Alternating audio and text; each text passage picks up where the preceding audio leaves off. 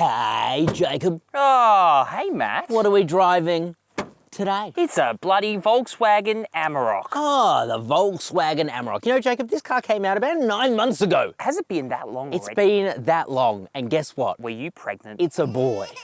I knew it. So yes, we're revisiting the Volkswagen Amarok, which of course is built on the same platform and really is under the skin a Ford Ranger, but it's also kind of not. So today we're reviewing the Life variant, which I'll be honest with you, man, I think is the pick of the range. Honestly, could be the best value out of the bunch. Yeah, it's genuinely very good. I've just come from the launch of the Mitsubishi Triton. I've spent so much time driving competitors. Also spent like the equivalent of almost a month driving Volkswagen Amaroks in the last 9 months. So I know a thing or two about these. And so today I'm going to give you a longer term update of the Volkswagen Amarok. Have my thoughts changed? What has changed? I'll tell you what has changed, Jacob. What? And that is that the price has gone up. Every year prices go up, and this is no different. So it's about $2,000 more. You're gonna spend just under 60 grand for the Life spec, which is about 2 grand more than the equivalent Ford Ranger XLS. But that does kind of make sense considering that Ford Ranger is made in Thailand, and this has to be shipped all the way from South Africa. South Africa. Would you like to park in my car park? That was remarkably good. Thank you very much. So today we're gonna take you for a full exterior tour of the Volkswagen Amarok Life. I'm doing life with you, Jacob. I want to do life with you. 9 months. We're also going to talk about its practicality. How does it work as an actual workhorse ute? We're also going to check out the interior because that's where Volkswagen have really nailed this thing. We're going to performance test this thing, see just how quick it is from 0 to 100 kilometers per hour. And then we're going to give this thing a lot of sauce, take it through the twisties and show you why this thing is the pick of the bunch. Jacob, Let's do this. Alrighty, Daddy Jacob. Let's talk about the way this spaghetti boy looks. It looks pretty base spec. It does look a little base spec, but I don't know, man. Personally, I really like the way that this thing looks. It looks very Euro, which makes sense considering it's a Volkswagen. It's for the people, bro. For the bloody people. You have a massive grille here because it's aggro. It's masculine, it's aggro, it's a ute. You've actually got different LED lights here, so different daytime running lights. I really like them. They're also your turning signals and they're not stupid halogen bulbs, so that's good. Also pretty bright LEDs, not the matrix LEDs you'll find in higher grades, but they're still really bright. And to be honest, most utes, in fact, pretty much no other ute except for the top spec Ford Ranger gets matrix LEDs, so I don't think you're missing out on much. You have a radar here. This thing does have a full suite of safety stuff. And if you want to read more about that, what comes in all the grades of the Amarok, then head to our website, CarSauce.com. We have a full written review out now. Thankfully, though, you get this silver bumper down the bottom because it's not base spec, even though it is definitely one of the cheaper Amaroks you can buy, which I think is awesome, man. You know, I actually think the coloring looks better than the top spec. I thought the grey really? and the blue looked really weird together. Yeah, interesting. Let us know what you think. Do you like the look of this or the Aventura that we also reviewed recently? That was a while ago now, It actually. was about 9 months. There you go. All right, Jacob, let's check out the side. All right. Alrighty, Daddy Jacob. Let's talk about the side of the Volkswagen Amarok. I really like this spec. I love the fact that you get these teeny tiny 17-inch wheels. At least they look teeny tiny because you get such big rubber here. Continental tires, cross contacts. Yes, they're highway terrain tires, but this thing is so comfortable as a result of its suspension tuning, but also this amount of rubber. And also 17-inch wheels are really good for off-roading as well. You can put on some great aftermarket tires there. So I think that's awesome. And yeah, this is one of the big reasons why I would get this spec over other ones. You don't need like giant 21-inch wheels. No, they look better, but the ride quality is so bloody stiff, it's not worth it. Takes a hit. But I will say those monotube dampers in the top specs are very good. If you want to learn more about those, I've linked that video down below. You've got your mirror caps here. There's no 360 camera on this spec, but you do get a floodlight there, which is pretty cool to see. It means that at night it's easier to see on the ground, essentially. Here you have plastic side steps. I don't really care. At least they won't, you know,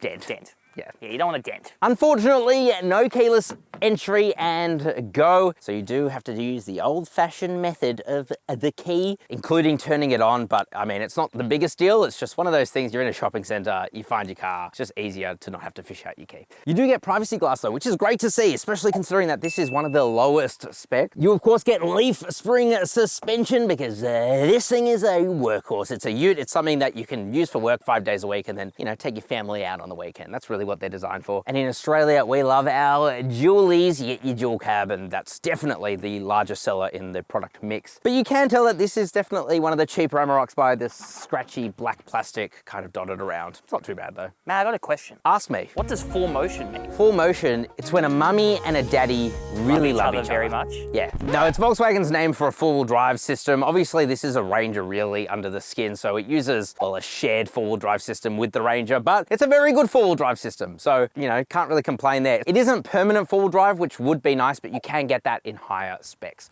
Jacob, let's check out the bum. Let's do it. Alrighty, Daddy Jacob. Let's talk about the bum. And I'm gonna be honest with you. You can tell that this is second from the bottom. All right, you ready? On three. On three. 3, 2, 1. Halogen turn signals, and you other mother. Look, would it be better with LED lights? Yes, but I guess they need to save money somehow. You also get halogen rear brake lights too, which kind of makes me sad. You got 4Motion badge there, you got the Volkswagen logo, Amarok. Imagine if there was an I in front of it, then it would say, I am a rock. You've got a really creative imagination.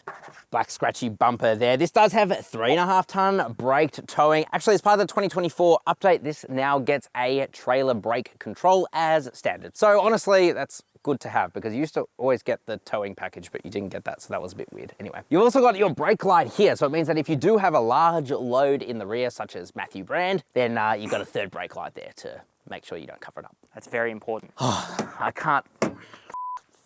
See, this is, you know, it's the old slap of the pants. There we go. Look at this, Jacob. Oh, it's very light actually because it has a torsion beam. Bar? Maybe, one of the two. Anyway, it's really light. It's really light. Oh my God, just like the Ford Ranger, which is fantastic. Unfortunately, this doesn't get a spray-in bedliner or bedliner as standard anyway, though you do get a massive amount of space. It's also got a really, really good payload, 1,052 kilograms to be precise. So yeah, you can put a bunch in there. And even if you are towing, you still have payload over to carry your family, for example. So that's really good. Or a mat. Or a mat, exactly. So in terms of specs, the length of the bed is 1,624 millimeters. The width is 1,584 millimeters or 1,224 millimeters between the arches, which means you can get a Euro pallet in there. And the off-roading specs as well are pretty damn good, even straight from the factory. So it's a 30-degree approach angle at the front, the ramp over angle is 21 degrees, and the departure angle is 23 degrees. It's also got class-leading wading depth of 800 millimeters, which is pretty damn massive, and a really good ground clearance of 226 millimeters. So yeah, straight from the factory, this thing is really off-road capable. I would want to change the tires though. Jacob? Was gonna say. Let's check out the interior. Let's do it. Alrighty, Daddy Jacob, it's time to talk about the interior now of the Volkswagen Amarok. It's a little bit base specky. It definitely feels a little base specky in a lot of ways, but in other ways, it's genuinely surprised me. So I guess let's talk about the bad-ish. So Jacob and I have disagreements on this. I really like this textured, scratchy plastic up here. I don't mind it. Look, I get what you mean. It's kind of satisfying, but at the same time, it feels very cheap. Right, it is very satisfying to touch. You do have a little storage area up there. That's pretty cool. You don't get that in the Ranger. You do have more scratchy materials here. Where it matters, you do thankfully have softer touch cloth here that are actually really well cushioned, including your center armrest as well, which by the way has plenty of space inside of it. Pretty good. I have to say, it's some of the nicest cloth I've seen in the interior. It's weirdly nice. The thing that this does really well, in my opinion, way better than a Ranger, are just the seats. So Volkswagen actually have their own bespoke seats in here, which is no easy feat. They literally have a separate supply chain going into the shared factory in South Africa for these seats. They've got a really nice pattern to them. More importantly, they're just so well bolstered on the bottoms, on the side. Both of these seats have really strong and very adjustable lumbar support, and it gives you a very, very comfortable position in this car. In fact, it is one of the most comfortable utes I've ever sat in, even with the cloth. Seriously, it feels so damn nice. Yeah. Like I could stay in these seats for ages. Really, really nice. Practicality is also pretty good. I don't think it's quite as good as the Ranger, just because you get a very small upper glove box. The lower glove box, though, is pretty damn good. Unfortunately, no cup holders in the dash, which is a shame. I love that feature. You've also got some ergonomic things, which I just don't love. Because this armrest is quite high and it protrudes quite a lot, getting into the cup holders is actually quite difficult. I mean, it's doable, first world problems, but it's something I have noticed, and I think you. And 9 months later, still a problem. Yeah, it's still annoying to me. The other thing is this storage area here, because the trailer brake controller is there, it just means that you get less space. It's fine, you still get a wireless charger, even on this lower spec, which is awesome. You also got a USB-C port, USB-A port, and a 12-volt socky-wocky. I think the packaging could be a bit better. For example, like this shifter here. which I don't love in the Ranger either because the manual mode buttons are just annoying to use when you're driving. But anyway, the shifter is right in the center, and in a Ranger, it's to the right, and that means you've got your cup holders to the left. So just some packaging things. This was actually designed pretty separately from the Ranger, which in some senses is a good thing because it really wins out on comfort, but in other senses, there's just some practicality things that could be a little bit better. But again, it's kind of first world complaints at this point. Yeah, we're really searching. Yeah, we're nitpicking there. Just below the gear selector, you have your four-wheel drive controller. So this has a part-time four-wheel drive, not the full-time four-wheel drive that you can get on higher specs. It would be nice to have, but I'd rather save the money as well. And you still get nice features like a locking rear diff, hill descent control, and if you're keen, you can turn off traction. Don't recommend that. This is what I love as well, the steering wheel. So it's a Volkswagen steering wheel, which means it is logically laid out. Thankfully, there are no touch capacitive buttons, and instead you just get this really logical layout to control the digital screen in front of you, which again is just better laid out than a Ford Ranger. In fact, I've got a long-term Ford Everest at the moment, so make sure you're subscribed because I'll give you my long-term thoughts on that soon. And it uses the same system as the Ranger, and this is so much more intuitive to use. It's actually not funny. I really prefer this system a lot more. Same with this screen here, man. So this is the smaller display. It's technically worse because it has less real estate. Actually, in reality, it's better. It just seems snappier. It's kind of weird, isn't it? It's so snappy, it's not funny. Everything you touch is like instantaneous. It works very, very well. I don't love that all of the climate controls are within this display here. And also they're like old school in a sense because there's no auto climate, because it's just temperature, fan location. And fan speed. And fan speed. That's it. Look, it's a small complaint because actually this screen has never failed on me while testing it, so. And that's happened in a Ford Ranger. It has happened in a Ford Ranger. And also with Ford Rangers, for some reason, I get real issues with wireless connectivity, even though it's the same unit. Couldn't tell you why. You do have some buttons down here. I'll tell you what, this is weird. It's got a mode button, so that's good. It means you can go between just a few drive modes, eco, tow haul, and slippery. It changes the transmission tuning, it changes the throttle response, things like that. But unfortunately, it seems to have a weird, I guess, bug where you can't actually go out of the mode once you've clicked it. So you could be in eco, tow haul, or slippery, but there's no way to go back to normal until you turn off the car, and then you turn it back on.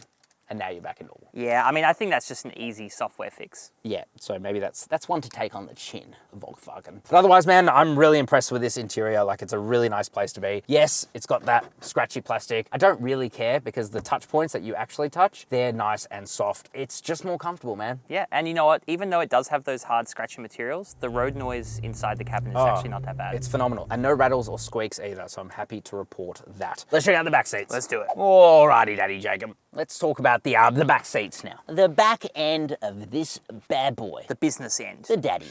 All right. First of all, you can lift up the base and you've got a couple of areas for storage, although one side, to be fair, is taken up by your tire repair kit stuff. The jack. The jack. I can't talk today. You do have a full-size spare wheel, which is good. You can also pull down the backrest, but you're really only going to do that to get your top tether points for your baby seats. In terms of comfort, honestly, this is more comfortable than a Ranger, just because, again, the seats are bespoke. You get this massive amount of leg support, which I really appreciate. I'm 5'11". I get heaps of legroom, heaps of toe room, and headroom as well. It's very, very good. I remember in the Ranger, it was just a little bit tighter, so something to consider, I guess. They do have different design seats. This is annoying.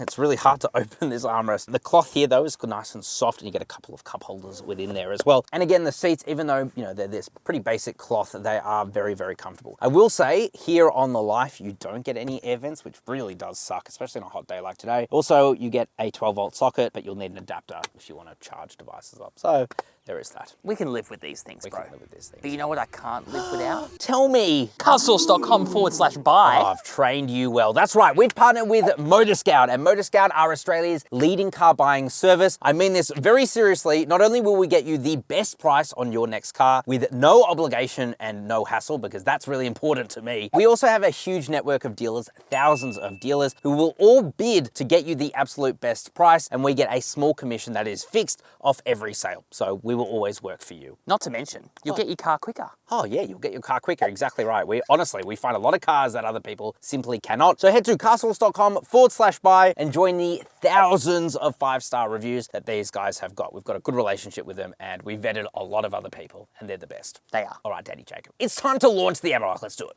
Let's do it. Alrighty, Daddy Jacob. Time for the Oh, test everyone's been asking. the test of the century. Oh, let me turn the engine back on. Start, stop. All right, we're gonna brake boost launch it. We've got specialist timing gear. You're gonna fist me. How fast is this? The lightest Amarok, I think, or one of. Let's go. Ooh, no traction issues. That's pretty good for a rear-wheel drive. Come on. Doesn't have the permanent four-wheel drive. Come on, Daddy. Oh, it's Come on. losing a bit of steam here. Oh, Whoa. oh. What? I did not expect that. 0 to 100 in 9.31 seconds. What? That's genuinely fast for one of these I things, was man. not expecting sub 10. Hold my hand. All right, okay, let's drive it. Alrighty, Daddy Jacob. I love the Amarok. Driving the Amarok. Driving the I Am a Rock. You know what? It's not slow, but it's No. definitely not as fast as the bloody EcoBoost one that we did. Oh, that EcoBoost one. Whew. Oh, that petrol EcoBoost. It was a bloody Mustang on stilts. It was. Actually, it's really good. So here we have the TDI 500. It's the only one you can get in the Life trim. Jacob, how much kilowatt does it put out? Oh, it's bloody Oh, you've forgotten, haven't you? 154 kilowatt of power. 500 Newton meters of torque. That's it. And actually, that's class leading, especially for a 4-cylinder bi-turbo. Whoa. Oh. Whoa. Oh. Ooh. Here's what I love about the Amarok Life in particular. Oh. Oh. Uh-oh. Oh, are you referring to the enormous comfort? I'm falling asleep because it's so comfy. It's so comfy, Daddy Jacob. You know what? I think it's because of those bloody thick Continental Oh, tires. It's got some really thick tires to it. Guys, I've just come off the launch of the Triton, the new Triton, and even though I'm not allowed to tell you yet what the driving dynamics of that are like, let's just say, getting into this, It feels nice. it feels really nice. It feels really comfortable. The thing I love about the Volkswagen Amarok in particular, though, is the attention they pay to ergonomics, specifically of the seat. Because, my God, these seats are comfortable for It's a so base nice. model. Even Really though they're comfy. like pleb cloth, you know, they're actually so comfortable, so supportive, and kind of grippy as well. Yeah, kind of grippy too. I like it. The other thing is, let's be honest, this is based on the Ford Ranger, and so you just get best-in-class driving dynamics. It really does feel just like a big SUV. You have very good steering that's like perfectly weighted, like really, really well weighted. You have suspension that even without any weight in the back is really comfortable, like really, really good. Going around corners is weirdly okay. It shouldn't be this good in a Ute. It shouldn't be handling this well, especially considering that we don't have the permanent four-wheel drive in this. We just have the part-time four-wheel drive, but yeah. And we don't get those cool animations, bro. Which those animations? cool, the ones on the dash. of course, you get the 10-speed torque converter automatic transmission. We're well accustomed at this point. Well accustomed. Huge generational leap between this and the previous generation Ranger, which obviously this is based on. And they replace a torque converter, and as a result, it is just so good. Dude, this thing handles amazingly well. It's kind of crazy. I'm genuinely shocked. Like, I'm not even joking here. All right, Daddy Jacob. This is the moment of truth. I'm going to stop here. You're going to tickle my little pickle. We're going to brake Please. boost it. Spin the wheels a little I bit. believe in you. Let's go. Oh. It didn't No, spin the wheels. no wheel spin. This thing's really talky, man. Oh, here we go. Okay, here we Oh my go. God. Slow down here. Hairpin number 1. Those tires are struggling. Oh. You know what? Hey, that's actually... It actually hung on. All right, often we have to cross our hands here, and we have to do it here a of little course. bit. Oh, and it kind of rotated around nicely. A bit of squelching of the tires, but honestly did it really well for a Ute. Remembering I'm that this is rear-wheel drive. Genuinely impressed. That's actually very good. All right, let's put it on the cruise control. Oh yeah, very impressive cruise control. Yeah, very, Except very Matt good. doesn't know how to work it. Dad, I was just driving this one. I turned it off, that's why. I'm such a little nincompoop. Look at that. Look at that.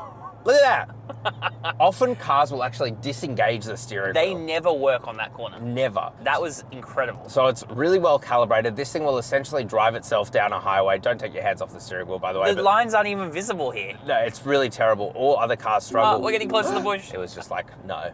Put your hands back on. Very impressive. It makes it just really easy to live with. When you combine that with the good suspension. One other thing Oh, as well. Huh? Road noise. yeah.